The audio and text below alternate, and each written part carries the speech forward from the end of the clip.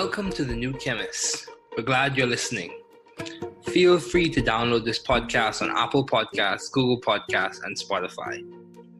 Here on the new Chemist, we discuss chemistry, which simply put is the science of change, as well as careers, community, research, and COVID-19.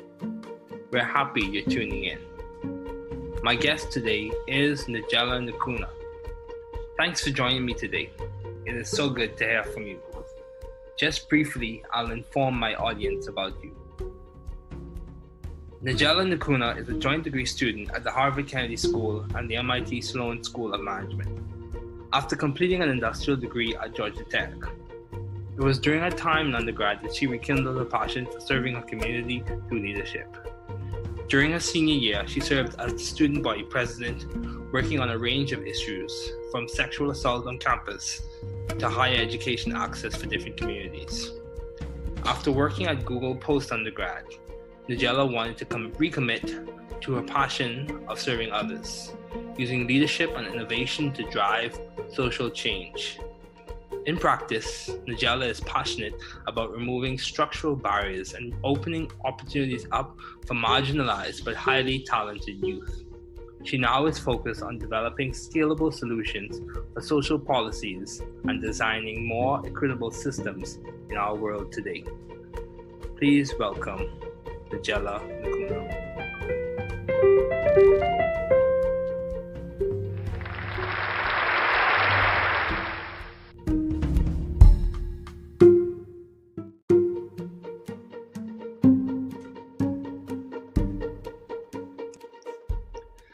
Thanks for coming on today, Nagela. It is good to have you here. Good to see you too. Looking sharp too. Thank you. So how do you maintain a view of the bigger picture in your career and in your life in general?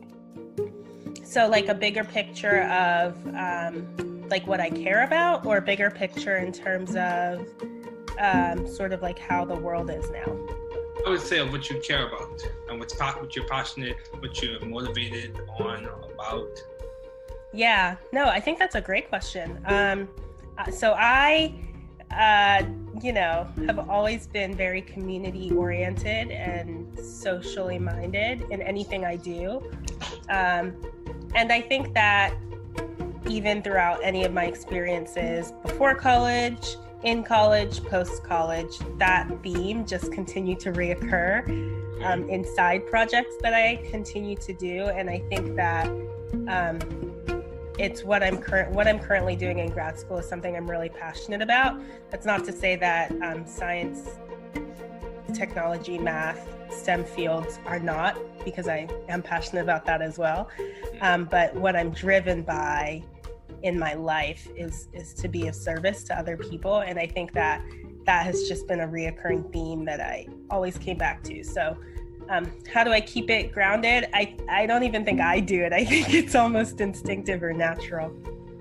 Oh yeah, that's good. So along the line of service, how have you sought or found the right environment for you to thrive in terms of your service to others? Yeah, so for me, it's less about the environment and about, the existing environment and being able to create that environment. Okay. So I'm someone who really thinks that, right now I'm studying policy and politics along with business, something that's a total deviation of my previous field. Mm-hmm. But I think that the commonality or the common theme that has run across every single industry, every single scenario I've been in is being able to take whatever culture exists there and molding it into something that is better or is more socially minded or thinking about the community in different ways. And I think that I don't like to, brag about myself all the time, but I think that that's a skill, and that's something I really have tried to bring into all of my management experiences and all of the experiences I hope to gain. Okay. Wow, that's good. That's really good. So how do you maintain a balanced life given all your responsibilities and accomplishments? How do you maintain a balanced life? So I don't. So I heard this from someone else, so I can't take credit. But it was actually another podcast. I don't think it's balance. I actually think it's what do you prioritize. Okay. So that's going to look different in different stages of your life. Right now, I'm single. I don't have any responsibilities or dependents. And so balance to me is more introspective, and I can sort of set my own schedule without having to defer to other people, keep other things in mind. But I think balance to me looks like being able to exercise regularly. Balance looks like, being spiritual on the, all of your life, but especially on the weekends, and kind of decompressing then and spending more time with family. And then during the week, I just sort of grind like everyone, and maybe even on the weekends, but that's what balance to me right now is. When I was in California, that didn't look the same because I was, managing a home that I just purchased and had different responsibilities that were top of mind then. I think maybe when you're older and have a family, you have to consider their needs as well. So it's not really balance, it's prioritization to me. And right now, it's a priority for me to learn and be as informed as possible. Yes, I agree. It's important because education allows you, and it provides a skill set for you to help other people, and that service that you were talking about. I know. So, can I ask you a question? Sure, go ahead. What does that look like in your life right now during COVID? Well, I kind of echoes the same sentiment in that balance for me is based off of my priorities. And balance for me is respective to the stage of life that I am in as well. Given that I'm just starting graduate school, so balance for me is developing. Like, it's not set in stone. I would say there are certain things that have weight in my life, and I just make sure I just make sure those things are kept in check. For example, my spiritual life, my exercising, my mental health, my academics, all those things, I just make sure those things are kept in check. Sure. You don't have to be, for me, balance is not perfection. Balance is just doing your best given the day and given the circumstances. That's such a good point. Balance is not perfection. It's not. Because if you think about balance, and this is something that my parents would talk to me about as well, balance for you is respective to your situation and to the person. Because what may look like balance for me is not the same thing as balance for someone else. Yeah. Yeah, so balance Your parents are wise. Yeah, I agree. So along the same lines of your environment, how have you maintained vision and teamwork in your environment? Ooh, teamwork is so important. So especially during this time, I'm sure you've heard, but a lot of the social movements we have going on. Yes. Something that has really resonated with me is if you are getting to the top on your own, you're not doing it correctly. Because none of us are where we are because we haven't, all of us are where we are, I should say, because we've had support and help from community members, from mentors, from teachers, parents, family. And so to me, teamwork is essential because it's almost like Georgia Tech's motto, creating the next, building the next, right? You need to be able to work in a team to accomplish anything because no one exists in a silo. And, to expound upon that further, our nation doesn't exist in a silo. We're all interconnected just as human beings, and it's so important. So teamwork to me is an everyday practice. You have to know how to work with other people, and that starts from childhood. I have a twin sister. We're completely different, but that taught me how to, share, be caring, be empathetic. Those are the core values that reside within teamwork, and I think that's more of what we need now. Yeah, I agree, because, given the circumstances, given the uncertainty that's currently occurring in the environment due to the pandemic, and given the economic fallout and all of the social challenges, I think simple virtues and simple values like compassion, empathy, just care for your neighbor, whether they look like you or they believe the same thing as you. All those things really do go a long way. Yeah. Especially when you can't meet in person, you know, when we're connected like this, we need to extend even more of that. Yeah, I agree. So along the lines of your academics now, why did you choose industrial engineering as a field to major in? Yeah, that's a great question. Because you were, what major were you in undergrad? I started off as biomedical engineering, but I changed to biochemistry. Ooh, okay. I'd be interested to know about that change because I also switched majors as well. From computer engineering to industrial engineering. I've always been sort of a math geek. And computer engineering was great because it's very tactical and you still have some of that math embedded within the major, but it's very technology focused. And I am a late adopter to lots of technology, so it didn't pick up as much as I thought I would. But what I loved about industrial engineering was it was this cross between engineering and business, and it just, I don't know how to describe it, just made sense. Like optimization just made sense because it was very math oriented. I'm really organized, and so that type of thinking in algorithms and thinking in an almost very structured manner just made it was easier for me to learn, and it resonated with me a lot.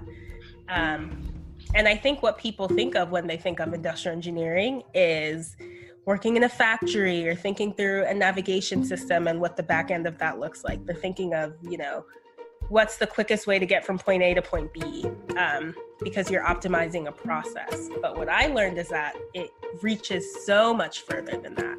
Like when I was at Google, you're thinking through, well, how can I optimize this new product, this new work stream that we're doing or implementing that is embedded within this product to then make that run more efficiently? And that, seeing it in a software lens was so interesting because I'd only ever seen it in a factory lens, working at Boeing or seeing it in their supply chain. So I think that's what led you. Okay, that's good. You know, along the same lines, for me, the switch came about because, you know, I recognized that the biochemistry was really my passion. After taking introductory biochemistry at Georgia Tech, I recognized that biochemistry was my passion. The approach to science, the way we look at macromolecular structures and how they have biological applications. You know, it was like a candle was lit, a flame. Things came alive for me in terms of my intellectual engagement. So yeah, definitely biochemistry was the jam, I would say. And that's why you're studying, you know, chemistry in grad school. Yes. So in terms of advice, do you have any advice for those wanting to pursue the field you're currently studying in at Harvard and MIT? That's a really good question because I almost think it's a calling. Okay. But I think it's something that anyone can aspire to be. So the motto at the Kennedy School is, it follows after JFK's motto of, you know, being accountable for change and you wanting to change the world and not accepting it as you see it. That's why it's named the Kennedy School. But I think that everyone, I guess what I am hoping for the world, but especially the US, is that people feel compelled to do something about their current community or life, or feel empowered to be able to make change where they see it's needed. And so I say it's a calling because I think I was called to that work. I think that's sort of why I'm put on, I don't want to get too philosophical, sort of put on earth, but I really believe it because that's just something I'm so passionate about. But I almost want everyone to be passionate about being intentional about how they interact within their community. It doesn't have to be just civically engaged, although I would hope that too. But you know, you're really passionate about biochemistry, and we were talking about macro molecular structures, which, isn't, but that's something you are passionate about, because I'm assuming you can use that information to help inspire other people or help people in their lives. Yeah. And that, I think anyone can be service oriented in any field of their choosing. And I don't know if that answered your question, but the advice I would give to folks who are interested in this work is that you really want to make sure that it's coming from a place of authenticity. Yes. And do it however is authentic to you. That might not look like politics for everyone. It might look like cybersecurity work if you want to be more tech oriented. It might look like being a doctor or being a chemist. Just do what feels authentic to you. Don't force it. Yeah, I agree. It's important to be your authentic self and to go after what you're good at and what you're passionate about. Because, I was listening to, this is just a reference, I was listening to a motivational speaker, and he said, in essence, he said, your gift or your calling might be in agriculture, and they're trying to make you, or you're forcing yourself to be an IT specialist. So like two different subcategories, two different disciplines, but you have to know what you're good at. That's so good. Yeah. So I think it's a matter of self-discovery, introspection, and, just taking time to be patient with yourself, Yeah, take time. You don't have to know it in college. Yeah. You don't even have to know it after college. It took me after college to figure out that I wanted to do this. So yeah, it takes time. So, along the lines of service-oriented, and I saw, one of the things you're passionate about is improving access, improving education access. So how are you active in that area, or how do you see yourself playing a role in that area in the future? Yeah, so I always am interested in access, because access is a systemic issue. And I know that we're talking a lot about systemic issues right now with conversations about racial tensions and wealth divides and equity. Mm-hmm. But I truly believe that education is one of the best ways to have upward mobility in society. I agree. I've always thought that way. Coming from an immigrant family, I've always believed that. And I like you, I think education is so important. Mm-hmm. I've been a benefactor of many pipeline programs, both to companies and also to schools. And I think just because we have those pipeline programs because it's emblematic of a larger problem, right? Yeah. Which is access to certain things for different communities, not just Black and brown communities, but poorer communities, right? Which tend to usually go hand in hand. So how I'm working on that is, I guess I'll say I've always worked on that. Okay. When I was at Georgia Tech, I always mentored Black and brown students. When I was at Google, I helped with Google's Tech Day, which is sort of an introduction to get minority communities and students in tech and in STEM, specifically at large tech companies like Google, Facebook, Apple, Microsoft, YouTube, etc. Mm-hmm. I would say even during my time at the Kennedy School, we were able to pick a project. And my project was partnering again with Google, because I do like the way they do things. It's very research and data oriented. Okay. On what type of information they displayed on their search bar, and how it would be helpful to high school students applying to college who needed financial help. And so how I hope to do this in the future, I think you can really do it anywhere. It sort of depends on the time you have and the scale to which you want to do it. But I think solving economic problems is going to be really important. How we design economic policy, how we design, if you're running a company or running a nonprofit, how you design or reach out to certain communities will help you identify talent that is outside of sort of the mainstream traditional pool. So I hope that sort of answered the question, but I think the work can look varied, but it's all really important, because the goal is to create a society that looks the goal is to create corporations, to create industries that looks like society, and not have it incorrectly reflect that. Yeah, I agree. The corporation should be representative of the demographics in the country and in society at large. So, along the same lines of it reflecting society, and in terms of interests, your interest in terms of your academics, what have been your long-standing interests in the field of science and public affairs?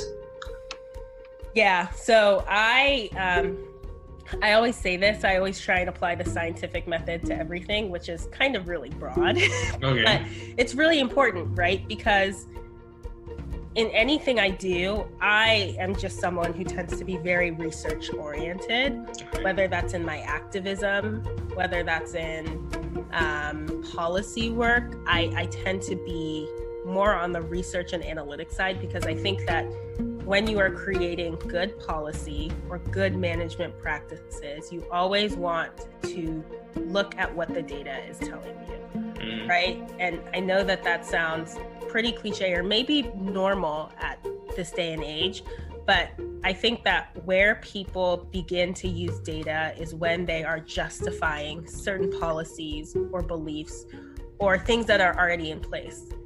My reasoning is exactly following the scientific method. You have a hypothesis, you test it, you research, and you find data that can yield whether or not your hypothesis was true or not. I think too often we're using data at the tail end of decision making when we should actually be using it in the beginning. And so I use STEM, practices. Even in management style, you want to be able to think through things in an agile way. I think it's really important to be able to iterate and pivot based off of new information that you're getting. We're seeing a lot of those types of practices with COVID, with how people are governing, right? We're seeing governance being done in a really iterative model, whereas that's not always the case, because governance is usually tied to budgets. But now that, the economy is up in the air, people are trying different things and being a little bit more risky or adventurous. And that's not to say the agile method is risky, but it's certainly riskier than traditional governing methods. So again, I think it's really important to be able to use science and research methods whenever you're doing literally anything, not just science, right? Yeah, I agree. Have you seen the same thing in your work? Primarily, well, as someone who's worked in biochemistry and now specifically about to begin my time in chemistry, specifically organic chemistry, like the scientific method is the framework through which you apply it's just the lens through which you look at your work. In terms of justification, in terms of explanation, in terms of just going about daily routine in the lab, you use the scientific method. Yes, I do. I have seen that in my work. But along the lines of the iterative process, I would say that many times changes I've seen, it's not like one action or one decision in which it makes a large difference, but it's the small changes over a large period of time, over a long period of time, that makes a significant difference. I think, and I was listening to another motivational speaker as well. They made the comment how, sometimes people associate change with the grand sweeping actions, like starting a foundation or starting a large organization or something of that sort. But I think you would agree with me, many times change takes place in the small little decisions that you make on a day-to-day basis and the interactions you make with people. Small moments make a big difference. Yeah. They do. Yeah, they do. Yeah. So, how have you been adaptive and creative in the field of science? Which specific ways? How have you been adaptive in the field of science and public affairs? How have you been adaptive and creative? That's a really good question. So trying to think of Go ahead. In terms of your time at Georgia Tech as the student body president, what would you say was a defining moment in terms of you being adaptive or creative? Yeah, I think that the way, so I was really blessed to have, and I'll say this about him forever, a really incredible vice president that I ran with, Shane Madrinich. He is such a kind, thoughtful person. And I was able to be creative in how we defined our roles, and specifically to adapt to the changing times. It was during the 2016 election, and a lot of the work that I did ended up being very externally focused to the school.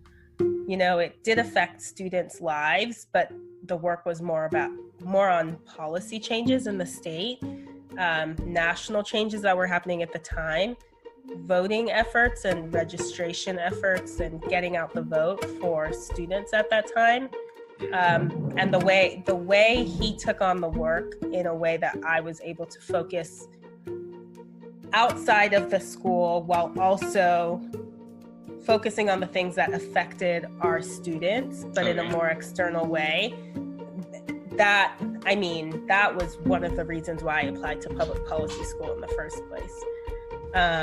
Because I was able to get that experience, but also get a taste of what that work looked like in the real world. And so I'm sure you might see other presidents now, especially, have very internal roles because of the pandemic. You're focusing on how we can help students in a very not transactional in a negative sense, but in a very transactional, tangible way, because the work is very proximate to the students. Whereas my work might not have been as proximate to student life, but it did affect it, and it did have a huge impact. So things like mental health were one of our core internal initiatives, but a lot of our external initiatives were around sexual assault and immigration and gun laws. So I think that was very different, and it didn't look like that in the many years in the maybe subsequent years. But, you know, I think creativity is needed all the time. And I think you can still go about implementing creative methods in a structured way, because I am very structured. I'm not my twin sister is very creative in the general sense of the word. But I don't want people to sort of shy away from that. I think it's a really good question to be able to think through. If you have a process, how can you affect, like you said, the little changes here in a creative and innovative way that produce a different output? I agree. So, in terms of, this is a question that I think would be it's very interesting. In terms of your transition from Georgia Tech to Harvard University, yes, why the transition, and what appealed to you in terms of your application? What made you make the switch? So I was in California working at Google. I'd actually applied to public policy school. I graduated in December, so I applied my last semester. But I also applied to many different programs, business school programs, you know, deferred admissions programs, a few tech and policy programs, because I didn't know, like we were talking about earlier, I didn't know what I wanted to do long term. I had a job lined up. It was great. I liked it. I liked the role. But I sort of was still a little bit confused about what I would do long term, or sort of what my calling was. But I knew after my presidency, I say that colloquially, my student body presidency, that I kind of liked this policy thing, right? It seemed a little fun, seemed interesting, but not enough to make it a career. I went to California, and I spent a couple years out there, and a couple personal things happened. But in addition to that, I saw where the world was going. I saw where our nation was going. And then I saw the bubble that is Silicon Valley almost. it's not in a bad way, but people definitely, you don't have to think about the rest of the United States. You know, they almost have their own economy going, all about building the next product.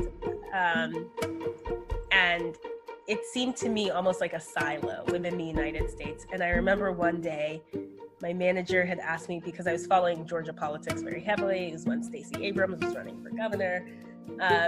And there were a bunch of abortion laws or anti-abortion laws being passed. And my manager at work asked me how I was doing. And I said, well, I decided to sort of answer honestly, given what I had been reading about that morning. And I said, well, not so great, actually. I'm pro-choice.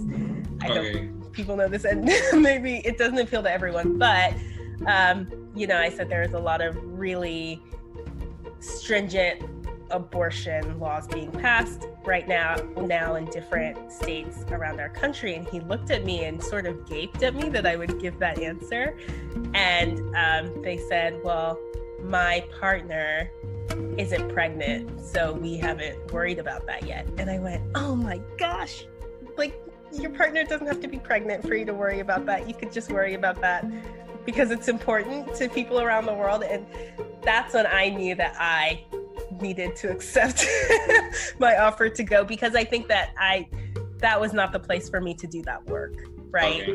And that's not to say that the company doesn't care about doing that work, but I think that I knew that I needed to be in a space where I could advocate for people in the way that was most comfortable. And maybe corporate America is not the place to bring that up. I know that. But I'm also a very blunt and authentic person wherever I go. And so I wanted to be able to do that in whatever field of work I chose. Okay, that's very important in terms of, you know, advocating for people and making sure that you reflect your authentic self. So, Nagela, you know, I also have, as we wrap up, I have one more question for you. How would you say, if you were to give, I have two more questions for you, actually. So, if you were to give a suggestion or give a recommendation to building community and solidarity within the African diaspora, in terms of people of color, building community within ourselves, you know, a house divided against itself cannot stand, as many people have heard. What would you suggest? About building community within the larger African diaspora? Yeah, Caribbean, as well as African Americans, and what would you suggest? What would be your first suggestion? I want us to be able to have open and difficult discussions. Okay. I think mental health is a discussion that we need to be able to talk about openly. Yes, I agree. And then I think we've made a lot of progress in this area, especially, and I think art really mirrors life, especially in the divide that maybe once existed between Africans from the continent who maybe have moved here and Africans who were against their will brought here. Okay. And having that discussion and coming together as a community and sharing our different lived experiences, but also our very much culture that is the same. Exactly. And I think those are two big conversations that I really want to be open about. And, you know, it's something my family's working on. It's something I think a lot of families are working on. But being open about, you know, things like PTSD. I just finished a 25-day push-up challenge to talk about PTSD and mental wellness. And things like that. Those are two big discussion topics that I want to become, you know, seen as normal in the African diaspora and the larger community. Yeah, you know, those things are very important. Mental health is so important. You know, many times it's not always talked about because some people consider it to be, or sometimes there's a stigma associated with it. But mental health is so important. I think mental health, spiritual wellness, physical wellness, all those things. I think health is not just is in the physical body, but it involves all the different parameters, mentally, spiritually, physically, emotionally, all those things comprise what it means to be a healthy and a whole person. So my last question for you, what is the most beneficial advice you have received? If you had to give one example of the most beneficial advice you have received, what is that? Give and take advice that is meant for you and not meant for that person. Okay. And that is how I think it's really hard for me to categorize all the great advice I've been given, but that's one of the top ones. When you're giving advice to other people, make sure that it is very much targeted for them and can be based off of your life experiences, but not rooted in what you perceive to be the advice you wish you had gotten, but really that advice that is best for that person at that time. And in the same way, accept advice and feedback and criticism that is meant for you and not meant for what that person hopes you will do. That's very much mirrored around Brené Brown's talk about being vulnerable and not taking advice from people in the cheap seats, people who aren't willing to be vulnerable with their life and take chances and take risks, but taking advice from people who are willing to do that work and want to see you grow and actually giving advice in that same spirit too. Yeah. It's one of the top pieces of things I always recommend. And then the second one, which I know can also be seen as a privilege statement, but I think it's so important, is making career decisions based off of your values. Yeah. Don't go for a career because you think it'll pay you a lot of money or it'll make you, powerful or successful. You want to go for a job that will both be able to help you be self-sufficient, but also aligns with your values as a human, because you will not be able to thrive in any environment in a place that has starkly different core virtues than you. And I think that's so important. I got that advice from my parents and it's always stuck with me. Okay, that's good. Thank you so much, Nagela, for coming on today. It has been a pleasure.